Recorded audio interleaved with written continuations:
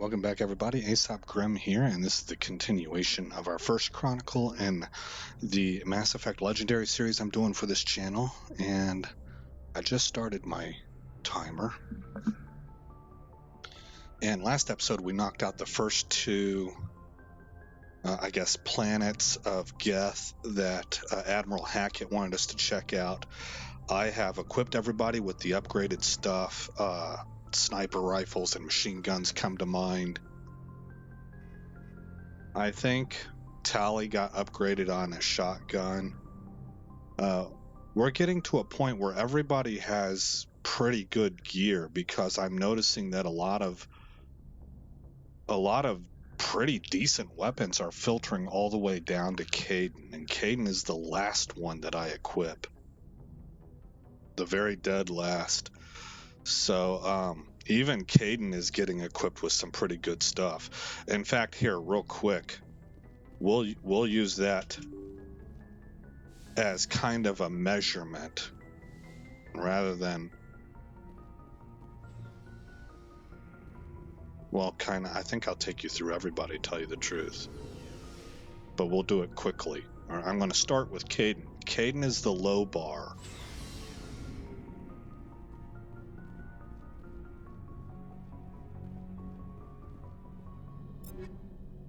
Okay, so his machine gun does 273, his shotgun is at 226, his pistol's at 208, his sniper rifle is at 193. He has an electronics tool that is 505. I think even that is better than baseline. I'm not sure. That might be the baseline, actually. His biotic amp is 351023, and he's dead last on who I give stuff to. And his he's got a... Now, not everybody has these dual mods on their armor, but Caden is sitting at 14,190 and 12. Next to last would be Ashley, who has 273 for machine gun, 226 for shotgun, 224 for pistol, and 219 for sniper rifle. And then her armor is medium armor, 44, 150, 16. I believe this is Shepard's old armor. It is. And then she's got one slot. And everybody's like pretty high up. I mean, that's a class 6 right there.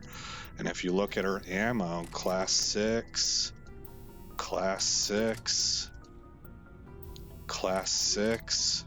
Let's just double check here. Yeah, that's what I thought. And class 6. I am having a problem with mods. I'm just not finding a whole lot of mods, and I don't know where to buy them from. But let's take a look. You'll see that Liara is at 294 on her machine gun. She's at 240 on her shotgun with the Katana class 7.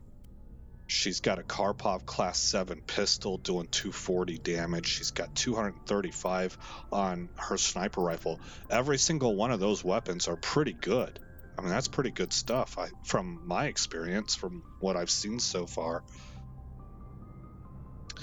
She's got this upgraded version of a cipher tool. She's got a really strong biotic amp now. That was one. This is brand new for her. And then her armor's at 22, 221 on shields and 23. And it's really just like that right down the line. 273, 226, 240, 219. Upgraded electronics. What do we call this? A cipher tool. She's had this armor for a while, but it's better than baseline armor, you know. Go to Rex. Rex is clocking in at 315, 254. So his shotgun needs to be upgraded. Am I able? No, I'm not able. Yeah, his shotgun needs to be upgraded because that's a primary weapon for him. But 254 is very respectable. And then 187 on the pistol, 204 on the sniper rifle, 35, 10, 25 for the biotic amp. And this is brand new armor for him, 45, 192. I did this off screen after the last video. And it's a dual slot. Then looking here at Garrus, we're at 315, 7, and 50 for his auto rifle, 226 on his Shotgun, 187 on the pistol, 235 on the sniper rifle. That's his other primary. 1541.5 for his cipher tool, and 25.136.2 for his armor. And we've looked at these two. So we're doing pretty good when it comes to gear. I have enough money that I can buy Spectre level gear for the other guys. Not just myself. But I'm coming across good stuff for them, and I want to at least have them use that for a little bit before I load them up with Spectre level stuff, you know. I don't know, it's just, if I go to Spectre right now, I'm going to lose that sense of progression. And that's one of the great things that I like, is that sense of progression. So I kind of keep them on the other stuff for a little bit at least. Okay. That took about 6 minutes. Let's get out of this system, and we're going to move on to the Hong system.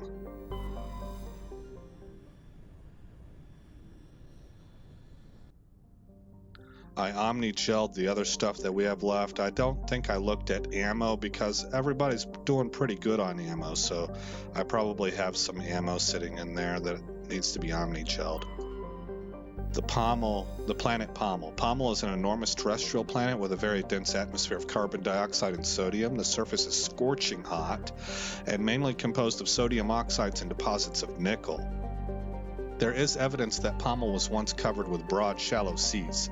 Should a probe ever be sent to the surface, a check for ancient fossil life might prove valuable. Well, there was no survey possibility there for us. Caspin is the second orbital line. We can land on it. Caspin is a classic pre-garden terrestrial world with conditions similar to those on Earth millions of years ago. Its hot, humid atmosphere is mainly composed of nitrogen and carbon dioxide. An increasing amount of the surface is covered by simple lichen and algae. Should no unexpected calamity occur, these tiny planets will change the atmosphere to an Earth-like nitrogen-oxygen mix over the next few millennia. Due to its potential for future habitability and sapient life, Caspin has been designated a sanctuary world by the Citadel Council. Landing is prohibited by law, and any disturbance of the fragile young ecosystem will result in harsh fines and imprisonment. Oh, so in this world, that explains that whole thing about the eco. There was a planet that was available for terrestrial life, but there was some argument as to whether or not life could form on that planet as is through natural means. And in this universe, it seems like that's a thing.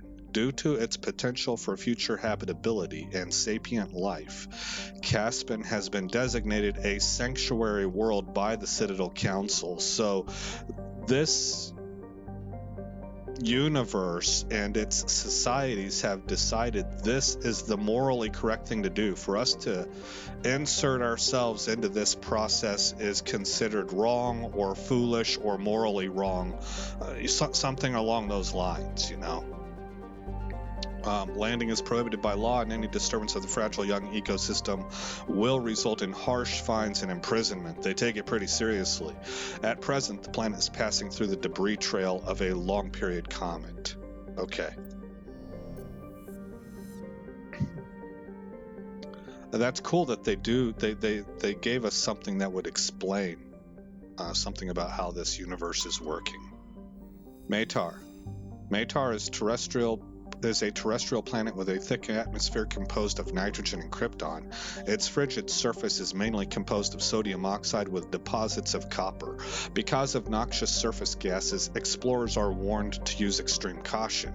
Matar lacks a magnetic field. This makes it useless for discharging FTL drive cores in orbit.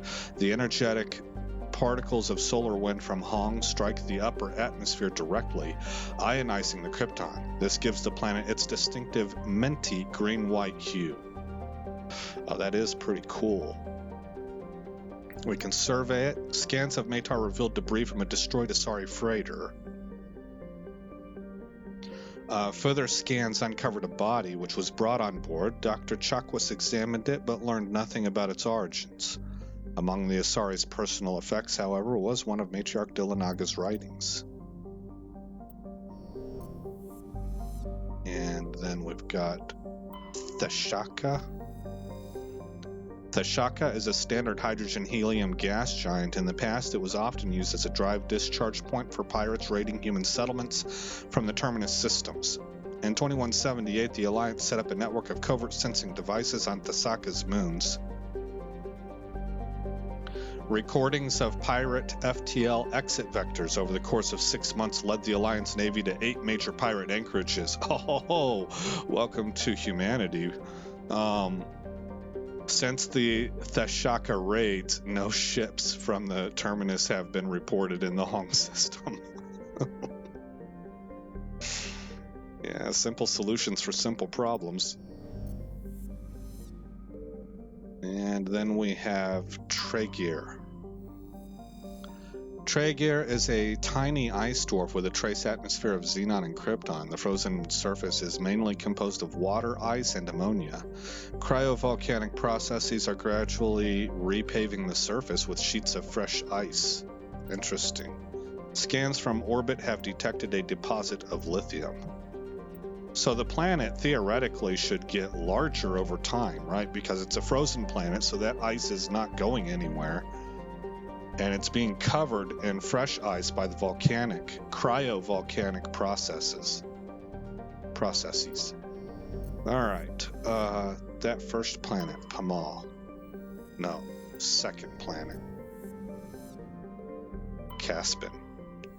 We can land on it. And we'll grab Rex and Garrus.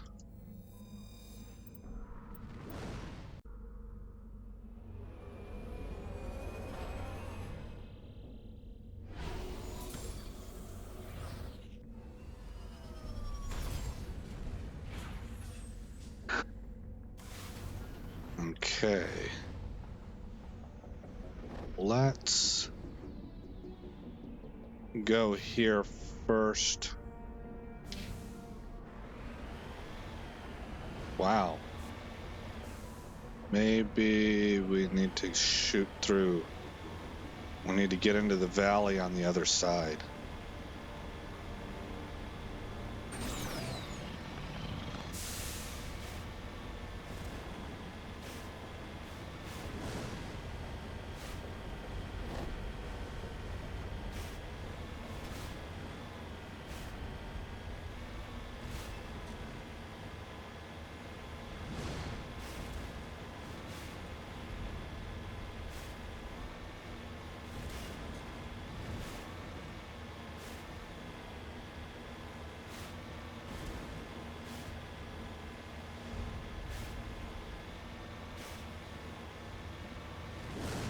Since I have this in my sights, am I able to get a hold of that very easily? Uh-oh.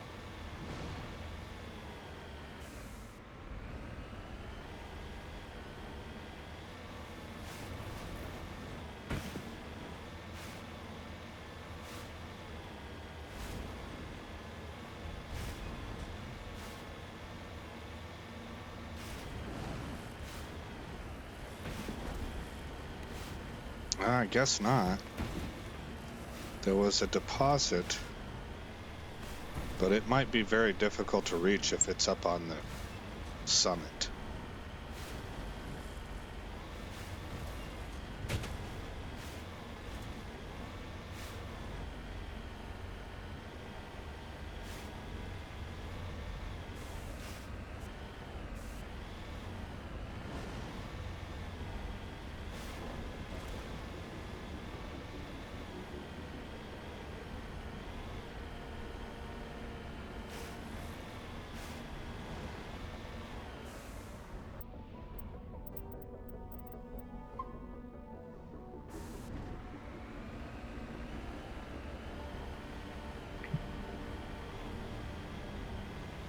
Okay, here we go.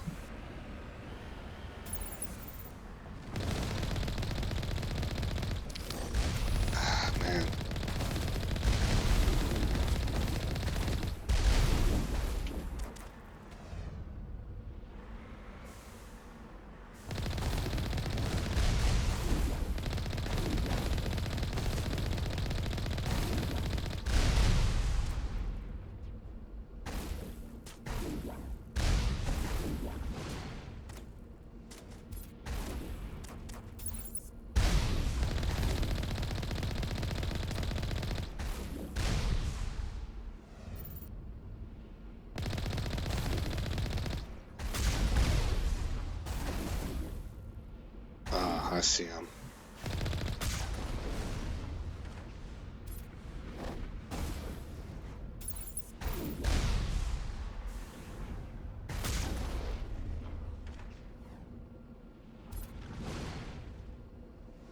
There's one more, I think.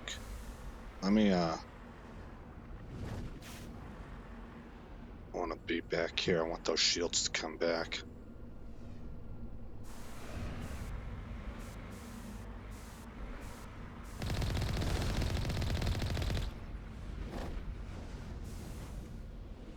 Inbound, okay. Here we go.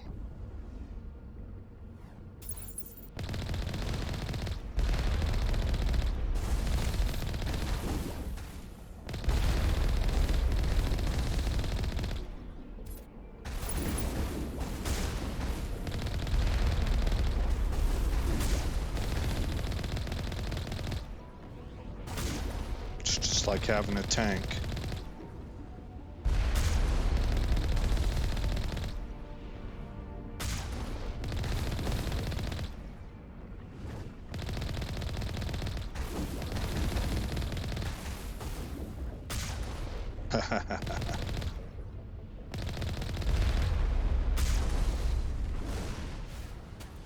Just one outpost left. I'm going to miss slaughtering death like this.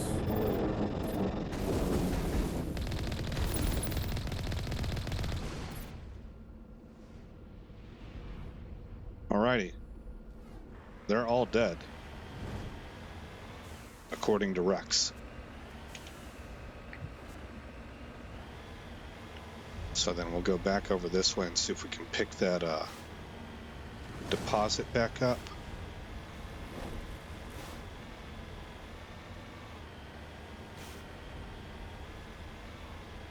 Which was somewhere around this area.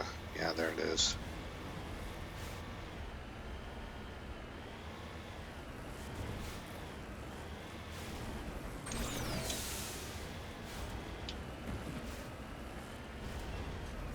I'm just gonna try and brute force my way there.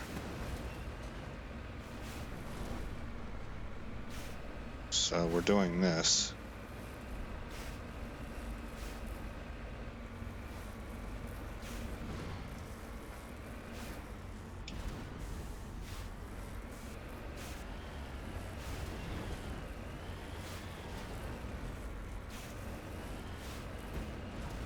There it is. Gold, it looks like. Heading out. All right. Survey the mineral.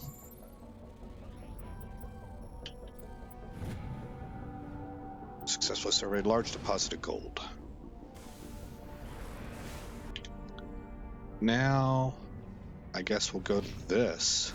I don't know what that is. Oh, it's saying that's where I'm at. Okay, my bad. I thought it showed us down here. Let's go here.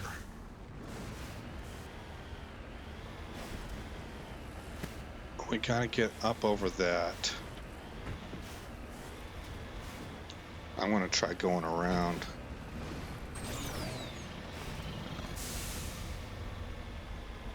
This red and gold sky looks pretty cool. Kind of makes me think of the movie 300. Or if you reverse, where here the primary color is red with gold highlights. If you were to go gold with maybe red highlights and black really as the secondary color, you're looking at the theme colors for Deus Ex, Human Revolution.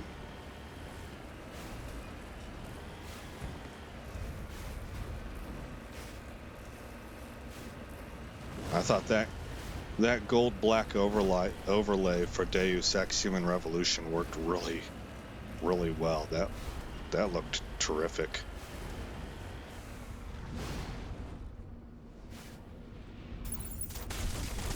Well then.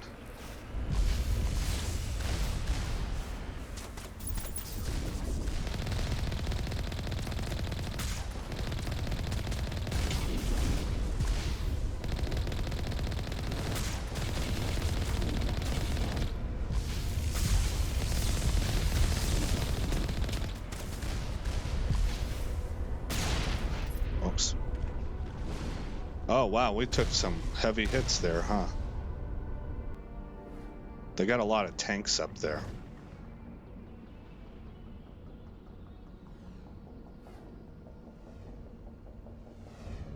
This is probably a good spot to save it. Can't do it.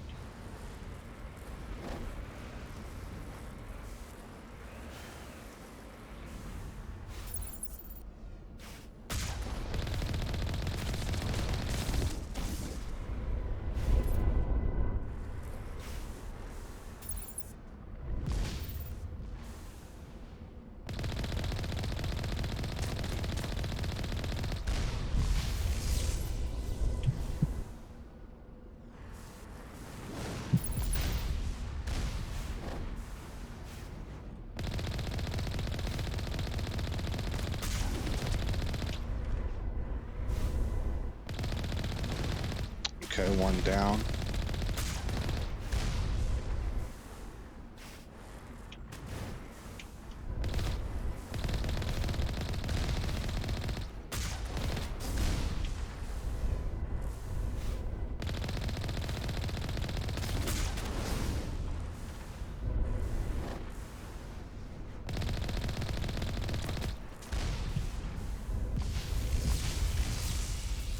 Oh, we got hammered, huh? Let the shields build back up.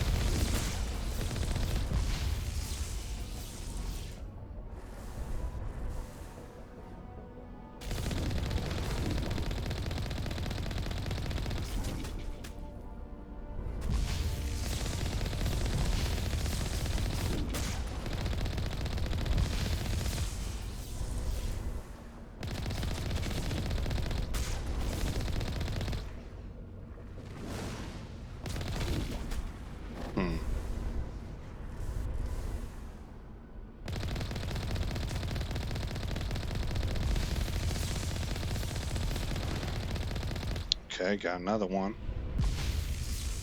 Took another direct hit, though. I think there's one sitting right there.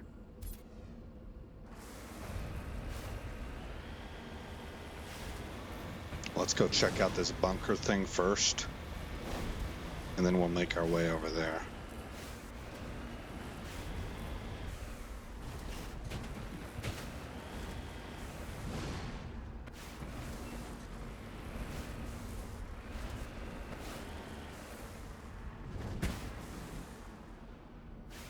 Heading to position.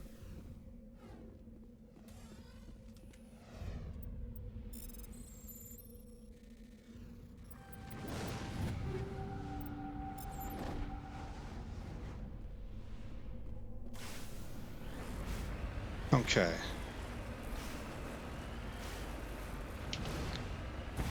We'll go ahead and heal up while we make our way back to this base.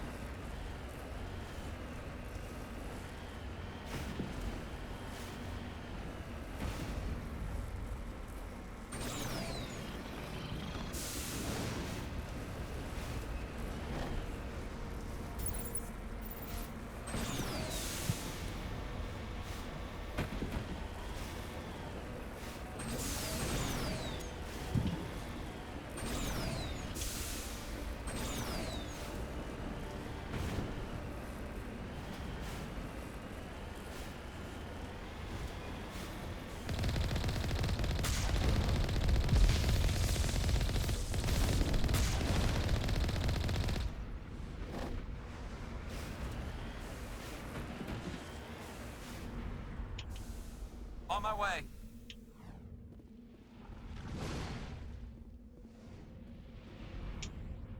The Geth array is transmitting regular data bursts on an encrypted channel, using the Alliance's own FTL comm buoys. It's not clear where the data is being directed, nor the content of the signal. We will turn it off. Let's get moving. Okay, now we got this question mark that we need to uncover.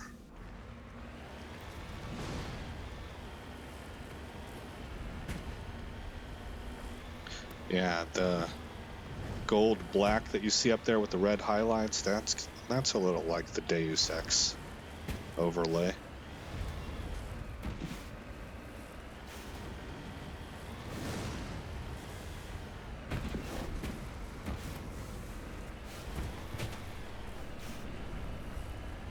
That's a heck of a range to get around. I don't think I can either. I need to find another way. I guess I need to travel along the peaks.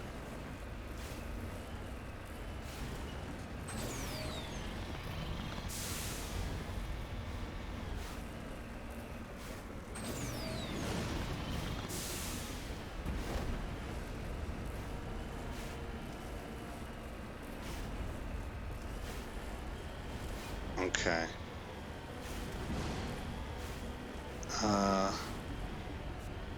Oh boy.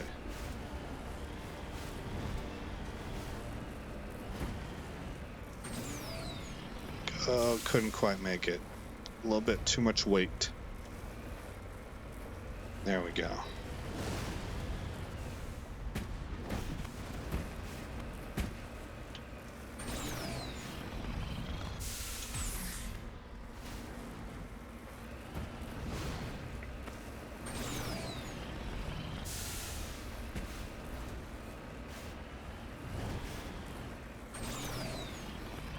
No. We're very close.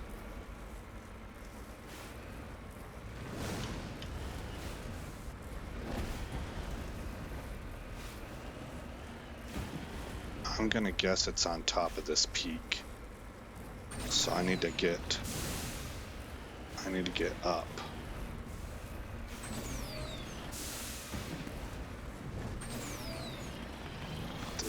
There we go.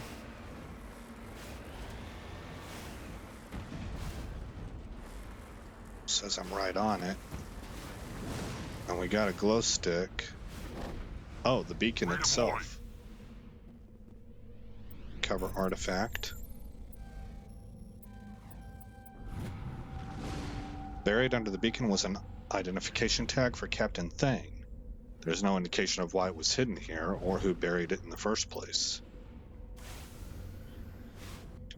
Okay, that's everything, so we can return to the Normandy. We're at about a half hour of gameplay, so we're on schedule.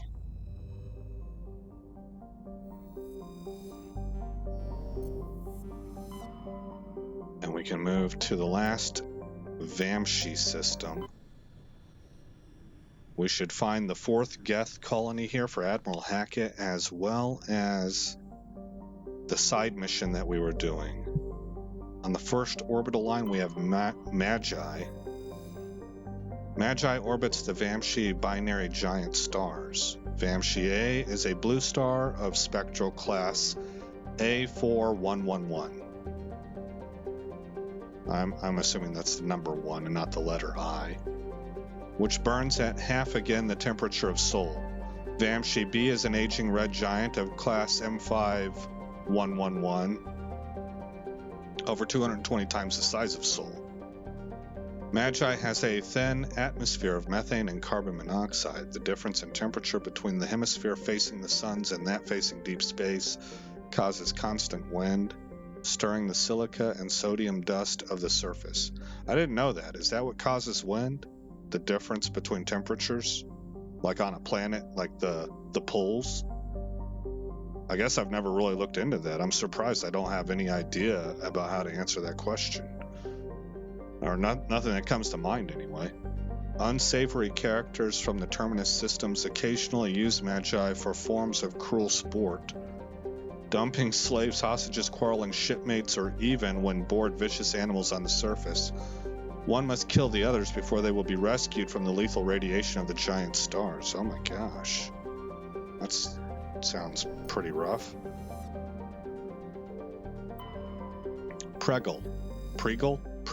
Pregal is an enormous terrestrial world with an atmosphere of chlorine, and ethane. Its surface is mainly composed of sulfur and deposits of aluminum.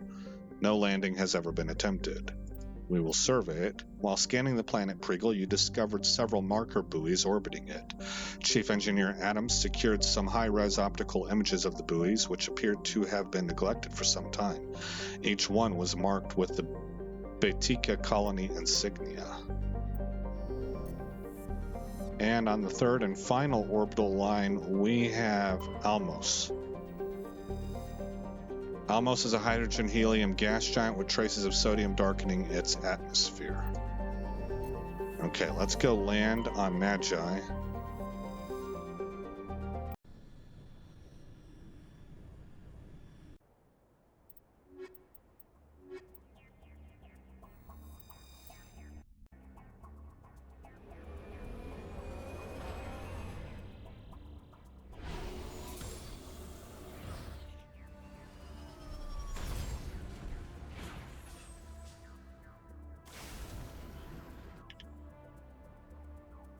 I guess we'll head here first.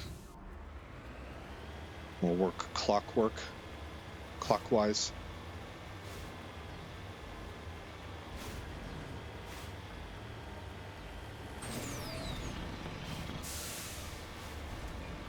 I'm suspicious of planes now. Because of those thresher maw. Oh, look, we have wow.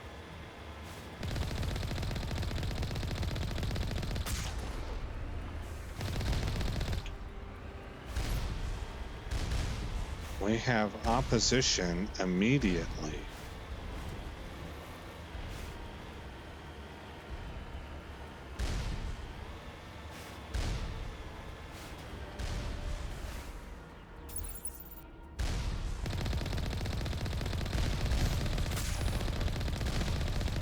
Okay, got that guy.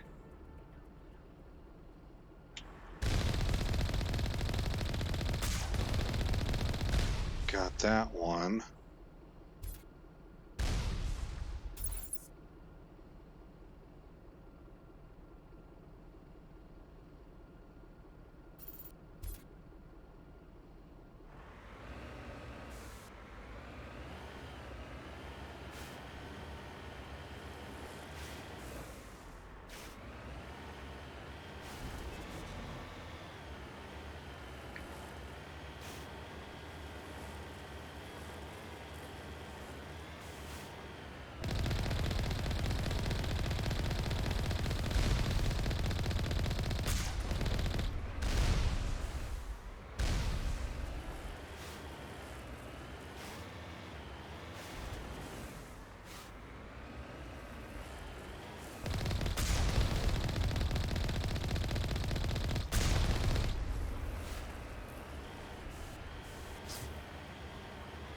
So far, so good.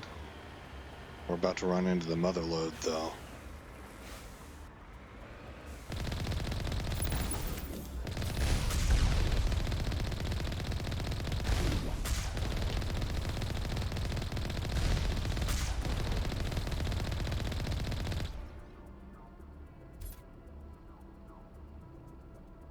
There's one more.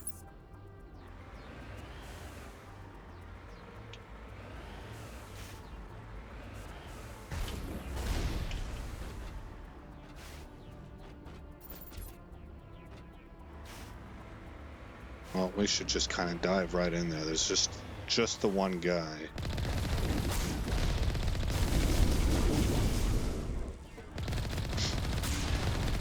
I didn't see this. Somehow I missed it.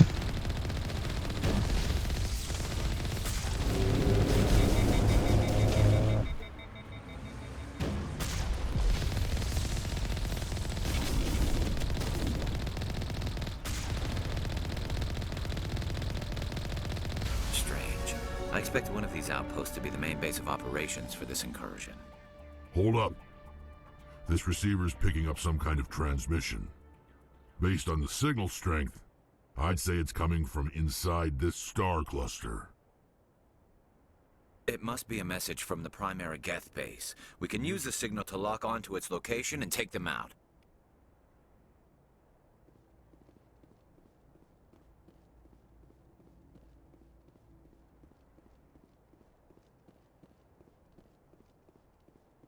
Okay, well, I guess we've already grabbed whatever it was that they were referencing. We can trace the signal, so there doesn't appear to be anything that we need to click on down here.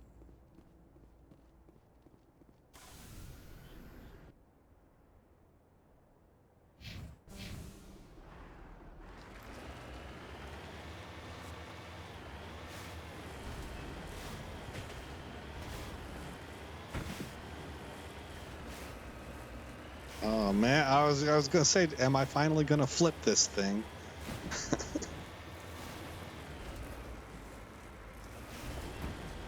No. That's why I want to make these things like have some sort of anti-roll technology added in, mini thrusters or something like that that just will not let you roll ever.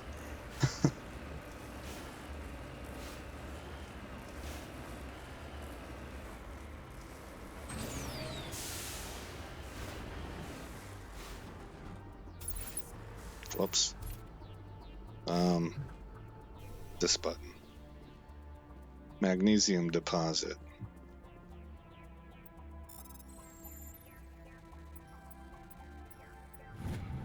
Made it.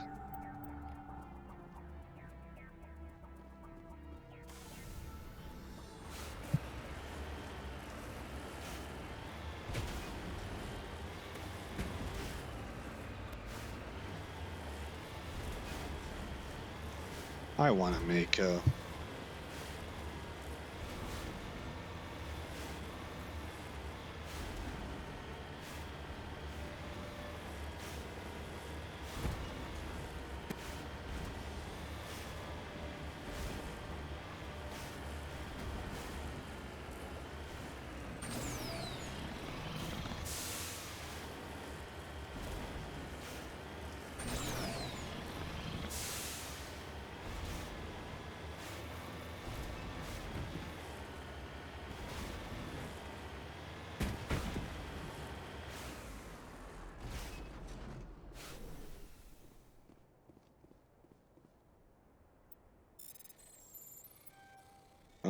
no.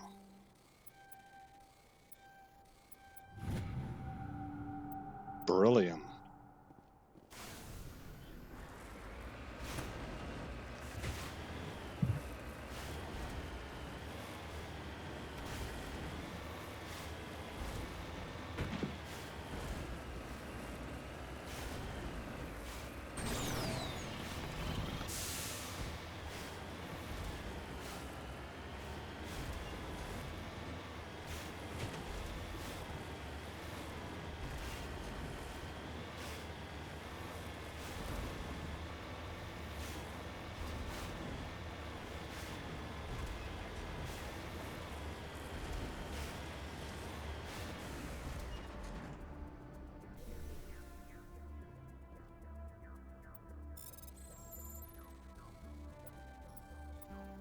Oh. Oh, I shot the gap on that one.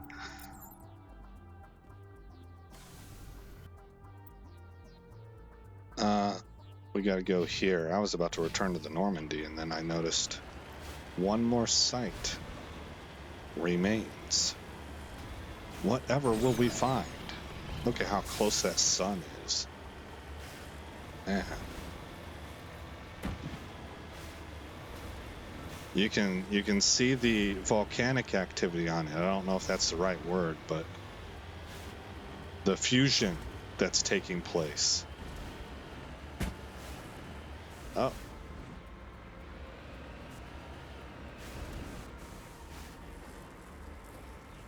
Don't crush the artifact.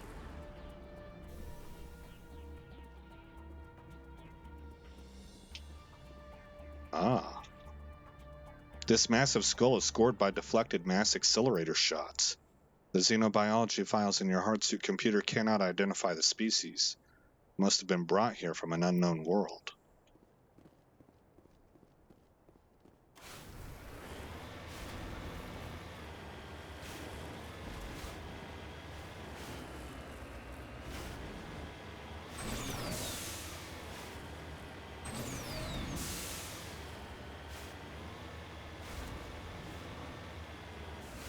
I don't see it.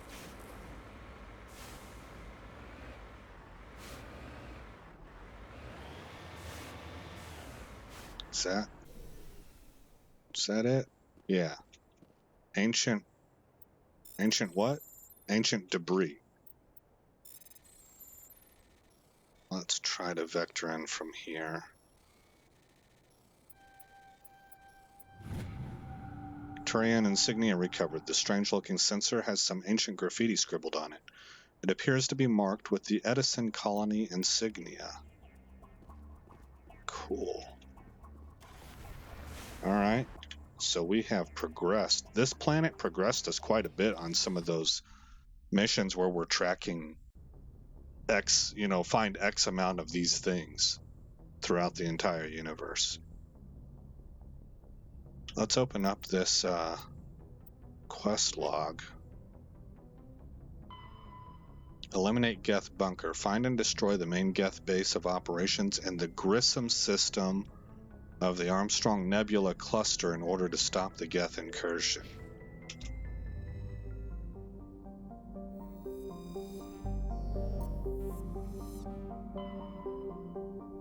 So we should have another one right here. Grissom. Yes, travel there. We're at 42 minutes.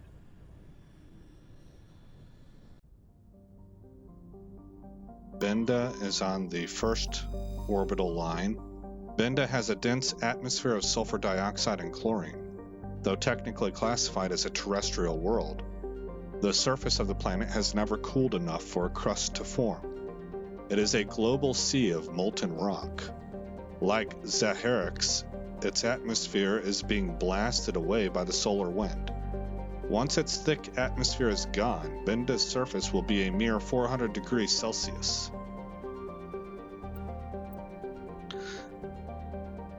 A mere 400 degrees Celsius. Scans of Benda uncovered an ancient Solarian vessel. A small team was dispatched to search for valuables. The only item of value recovered was a League of One medallion. Orbital Line 2 has Zaharix. Zaharix's nitrogen-argon atmosphere is being blasted away by the solar wind of the blue giant Grissom. Its surface consists of seas of loose silica dust, some kilometers deep, which periodically swirl into global sandstorms. Many unmanned probes to Zaharix have been lost over the years, though investigation has attributed all to mechanical failure or computational error. A popular extranet meme insists the entire planet is composed of dormant nanotechnology created millennia ago by a race even more advanced than the Protheans.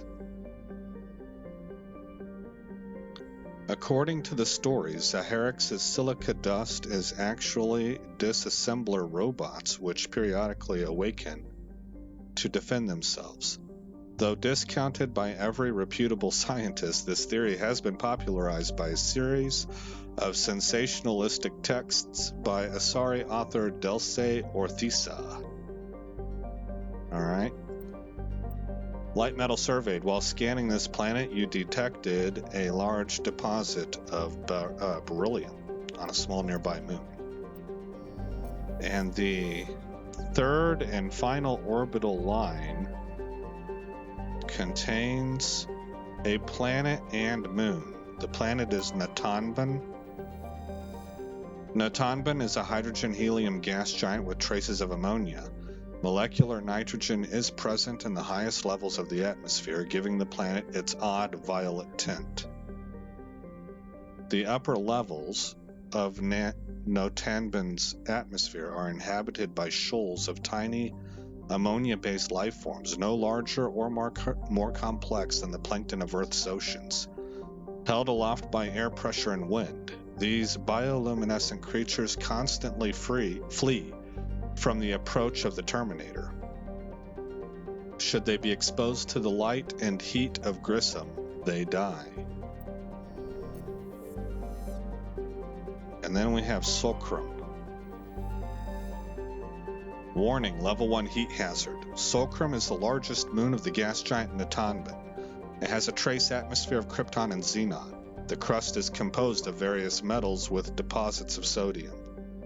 As with every body in the solar system, the surface is scorching hot and thoroughly irradiated by the blue giant Grissom. Surface excursions without proper protective gear are certain to prove fatal. On approach to Natanban, Normandy's passive sensor array intercepted a fragmentary coded transmission from the surface of Solcrum. Attempts to decrypt the message were fruitless. It does not appear to be in any software coding language used by the Citadel races. Alright, we're at 46 minutes. And we're going to try and take these guys out.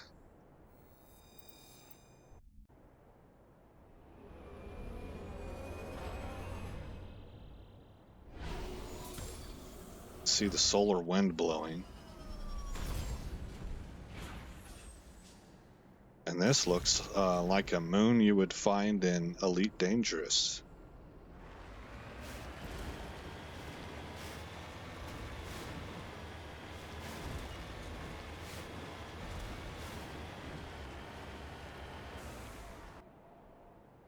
We need to go. I think actually I want to go here first. I'd like this to be the last one because it has an exclamation mark. So that's the plot, yeah.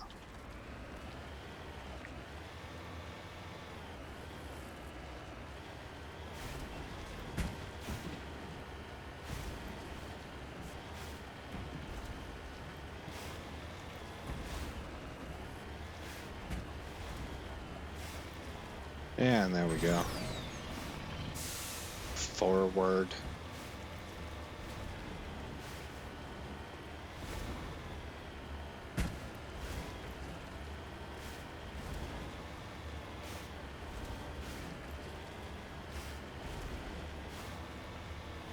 I guess we're going to have to get up there.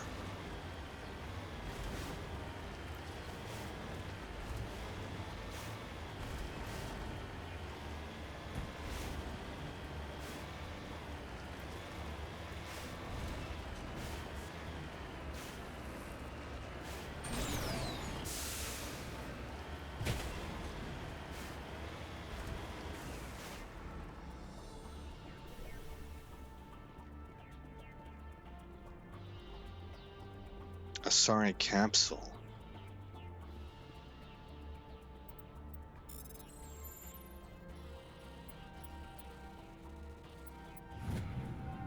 There were several artifacts stored here, all worthless except for one of Matriarch Dillanaga's writings. Whether it was uncovered at this dig site or elsewhere is unclear.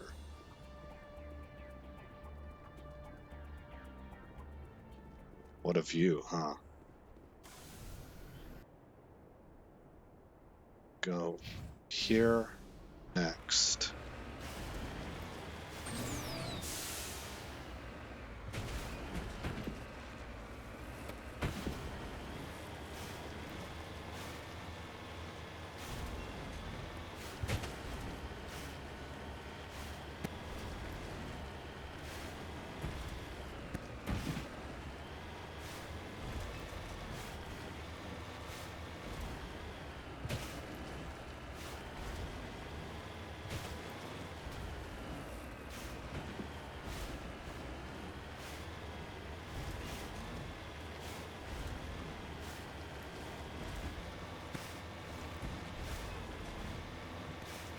There it is.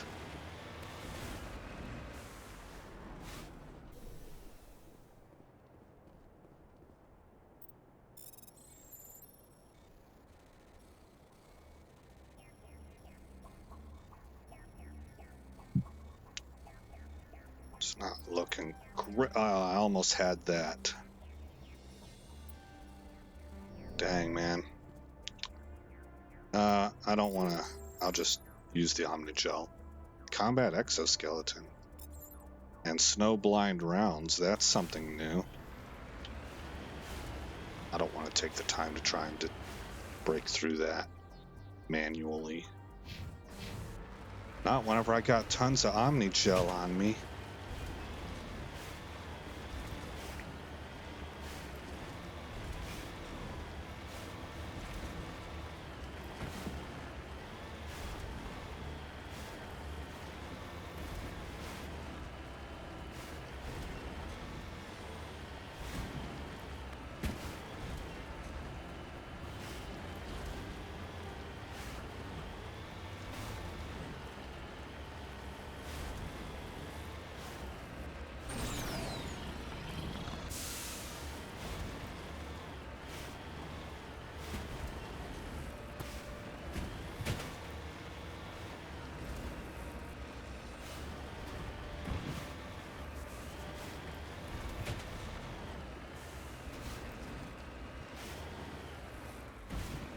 pretty rough terrain.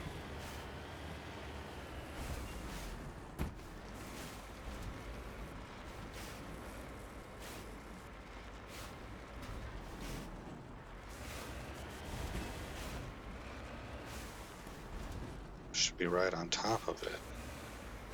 Is that it? Yeah.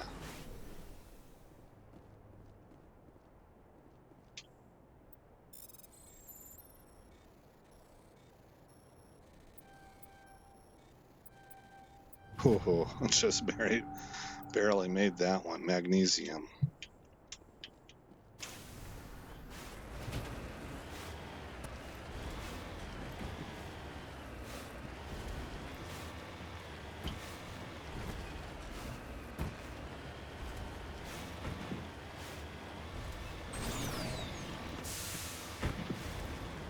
Wow, there's a pretty sight too. That must be another moon. Or maybe that's the star and that's the planet that this moon revolves around. But I thought they said that the planet that this moon revolves around was a gas giant. I'm pretty sure they did, which makes me think that the big blue one is the planet and this Earth-looking one would be another moon. Come on, buddy.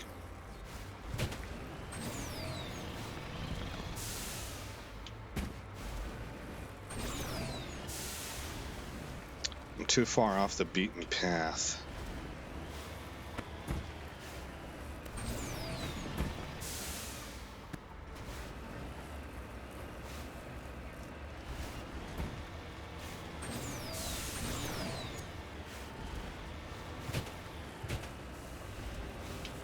Okay, we're coming up on baddies. It's a good time to save.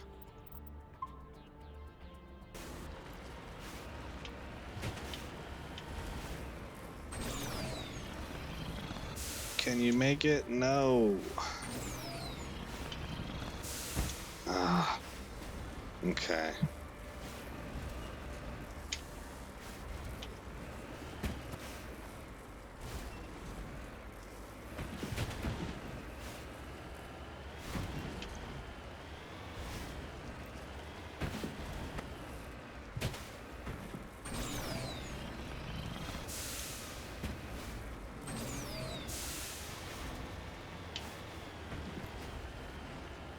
There they are.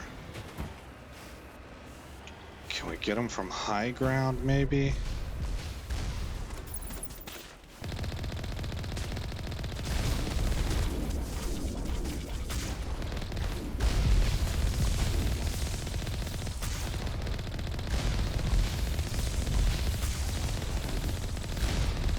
Taking a beating, I need to back off. Gotta let those shields build back up. I took down 2 targets, and I chewed up a 3rd one pretty good.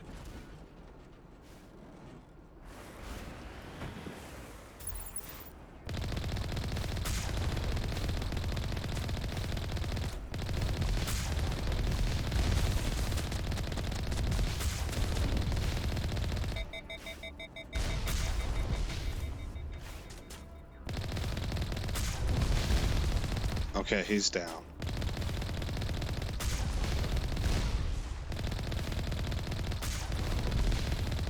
I think this is all that's left.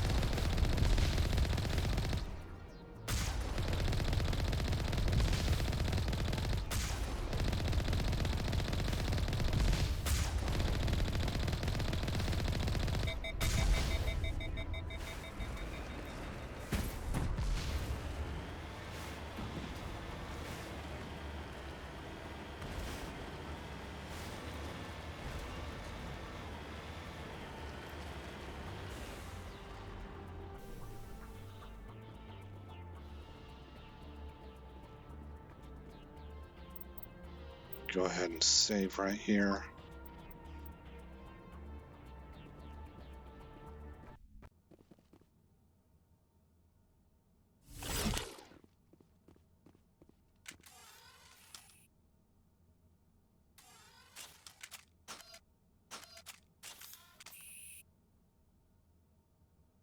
we're dealing with Geths. I think my pistol's actually going to be pretty good because it's anti-synthetic. Heads up! Okay. Shields up. Barrier. Barrier.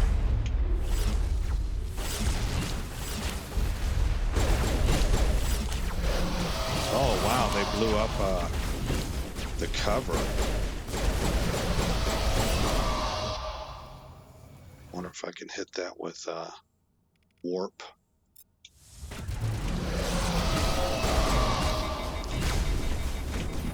Oh, okay, those guys were right on top of me. Resume last save. Maybe we can stay out here, actually, which will bottleneck them.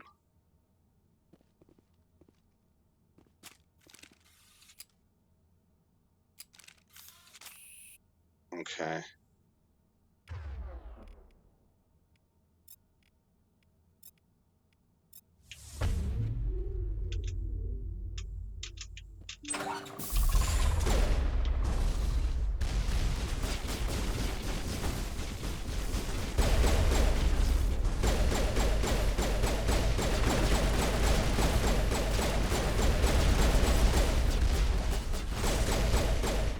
Lost the shield.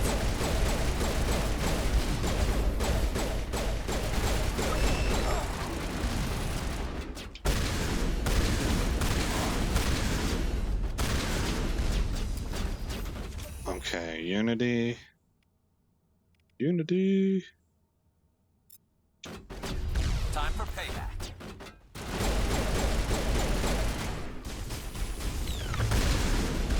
Ha! Rex hit him back, and it didn't go well for that dude.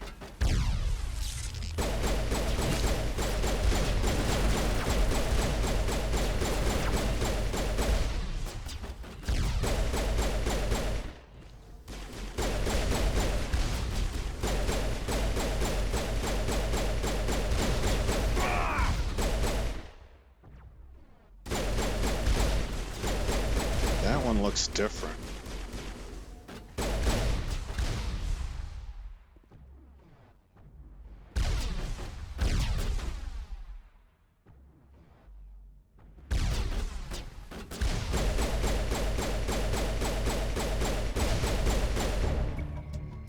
As the last Geth falls, you hear music from across the room.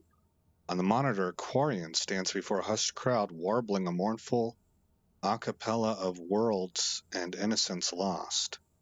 The recorded song is dispatched to the Geth worlds behind the Perseus Veil. Ah, the transmitter shuts down.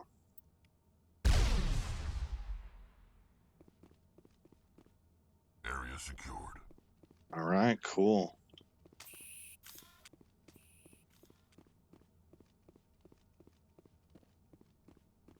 Oh, more stuff back there. Let's go upstairs first.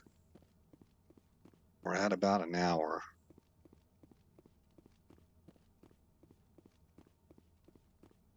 I'm going to guess this video will wrap up at about an hour 15. There is no loot. Okay, so the loot must be behind that door downstairs. How are we looking health-wise? You're good to go. Okay, that fills us up on health and removes effects from us.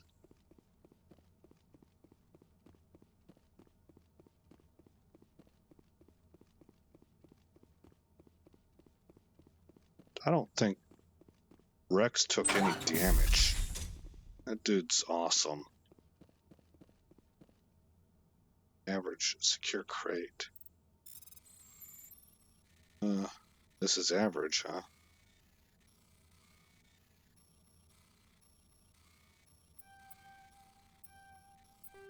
I couldn't quite make that.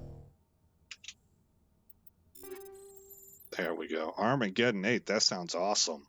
I'm gonna have to take a look at that.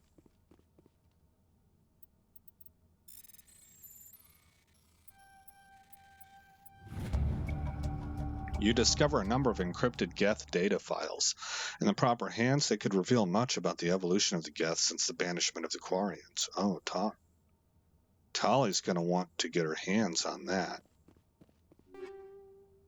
Snowblind rounds, class 8. I'm going to take a look at that off screen whenever I go to equip everybody.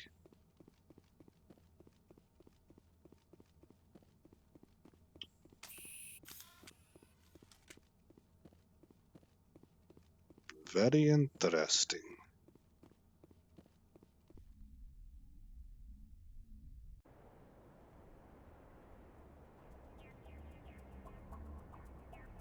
All right, let's make sure everything's been completed then. Tali and the Geth. Speak to Tali. All right, so the next episode is going to be Normandy dialogue. Let's see how we're doing here. 3 of 7 on Prothean data disks. We got to go to the Citadel to turn that in.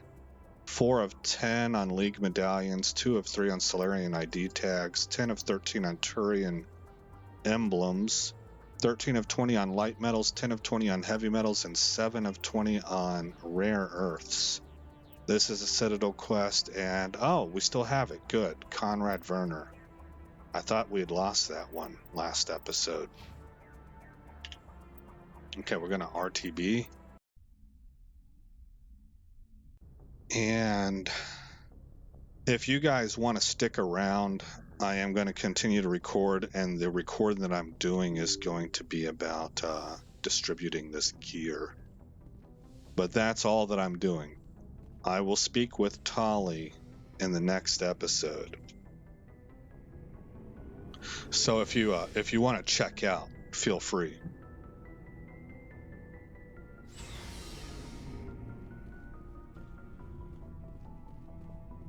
All right, so first I'm going to look at Shepard, I think. Nothing's going to beat my Spectre level shotgun.